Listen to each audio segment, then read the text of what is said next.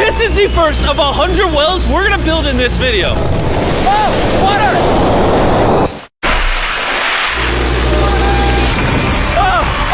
You just witnessed a small village in Kenya get access to unlimited clean drinking water in less than a second. One down, 99 more wells in Africa to go. You're gonna love this video. Combined, these 100 wells are gonna give around 500,000 people fresh water to drink. And after building some more wells on this side of Kenya, we flew south to the school system of Nairiri. And let's just say, they were really happy to see us. How's it going? I was not expecting this.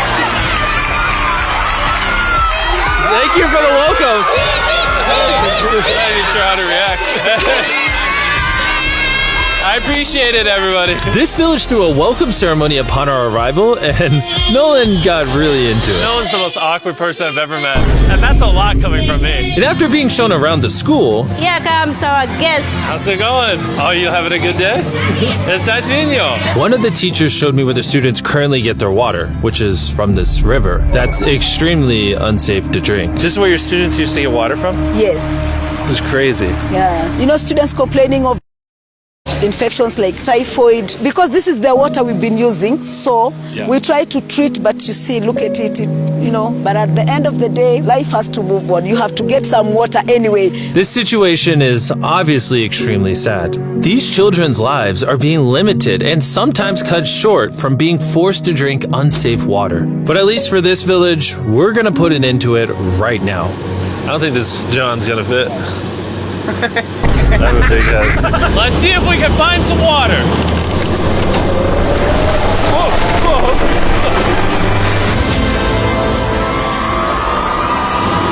It is raining! It's beautiful!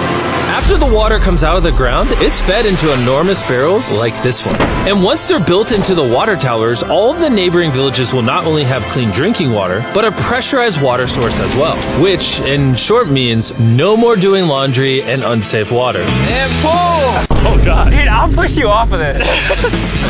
Whoa. All right, here we go, under control. We built 20 more wells in Kenya, and after we were done, bro has another well in. Don't worry, I have more water in my other shoe. And just so you know how we built these first 29 wells, we used this giant drill to dig hundreds of feet into the ground, past the polluted sources and into an enormous aquifer of pure drinkable water. After that, we spent time installing pipes so that people all around Africa can access water from spigots like this one in Nairiri. Let's see how it tastes. Like water. It took me about a minute to fill this 5-gallon drum. How much water can this provide a day? 3,600 gallons a day. Not only will this well cover the 400 kids at this school, but literally the entire neighborhood and village around this school can use this well. We say thank you for the water. Oh, no problem. This thing can basically pump non-stop for 30 years. You would think that having an effect of this magnitude would require the resources and funding of a large government, but that's not true. Solving this problem is possible, and something humanity should all be putting effort in to fix. What's the secret of success? To be honest, just find something you love doing and do it for a long period, and eventually you'll succeed. So I'm gonna bring it super close. See us? Is that cool? Yes. If you look up, it's recording. All right, well, I'm gonna get close. All right.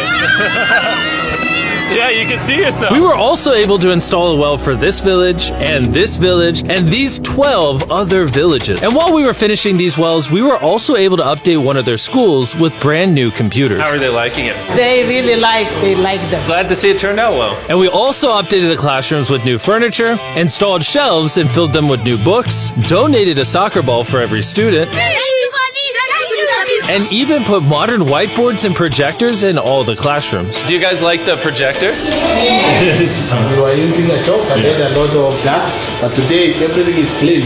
We truly appreciate it. No problem. It's the least we could do. But then when we flew out to the site of the 45th well, we realized this community had it even harder. Every time they need to get water, they need to take a treacherous mile-long hike through the jungle. And that mile-long hike also happens to be on a giant mountain. I wake up very early, about 4 4 o'clock so that I can fetch water for the school. We are not safe fetching water here. That place is very slippery. Chances of getting an injury is very high. So while we worked on their well, the community took me to see how they currently source their water. You guys would have to make this trip how many times a day? 2 times. 2 times a day. Oh, wow. So a typical student would carry something like this? Yeah. Oh, God. If 200 students did this every day, how hard could it be? It could be very hard. Oh, boy.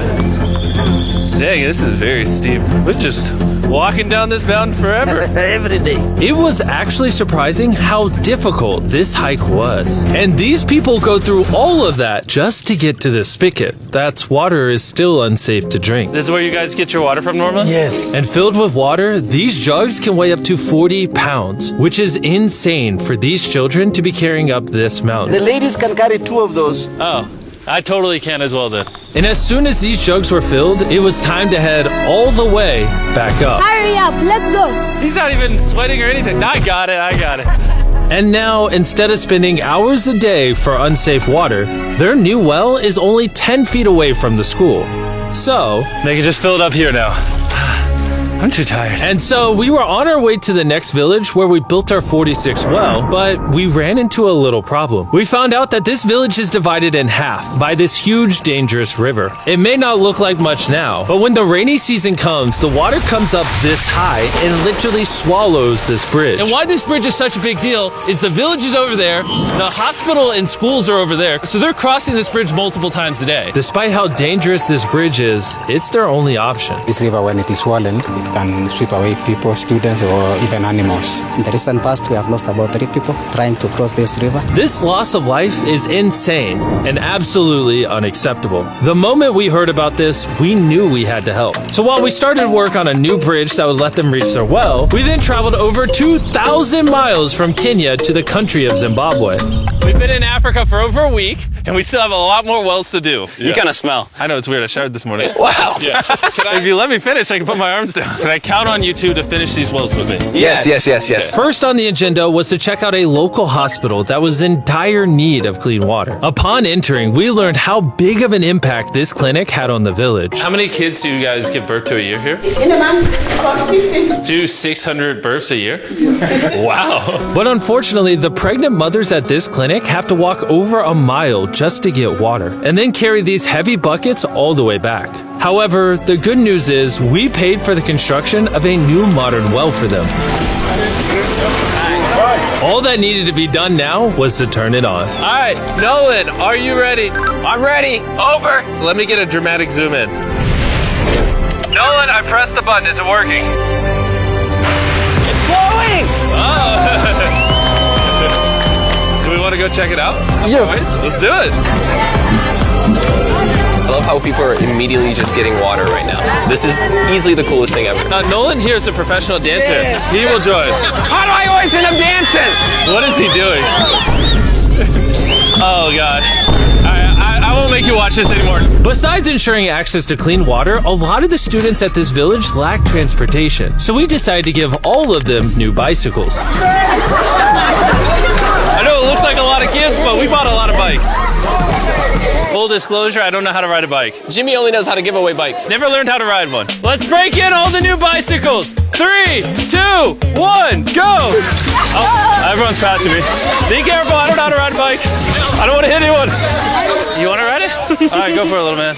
Okay. And after giving away the bikes, we continue building wells until we reach Well number 69. This solar-powered well is specially designed to aid the farmers in this village by providing more than enough water for all of their crops and livestock, even during the dry season, without any electricity. Each panel is 200 watts. Then it's attached to a pump. That pump can pump 5,000 liters every hour. Basically, it's unlimited amount of water for this entire village. That's incredible. And after we left Zimbabwe, we wanted to continue to give water to communities all across Africa. So we built more wells in Uganda, Somalia, and Cameroon. Spending time in these villages really made me reflect on the importance of building wells, how it brings water to farms to feed the hungry, how it provides clean conditions for hospitals, and most importantly, how it helps the children of this next generation live long, healthy lives and build the future for all of these communities. We await a new dawn of clean drinking water. Water is life. And with some help from the locals, we finally finished a new bridge that this community can use for the next 100 years.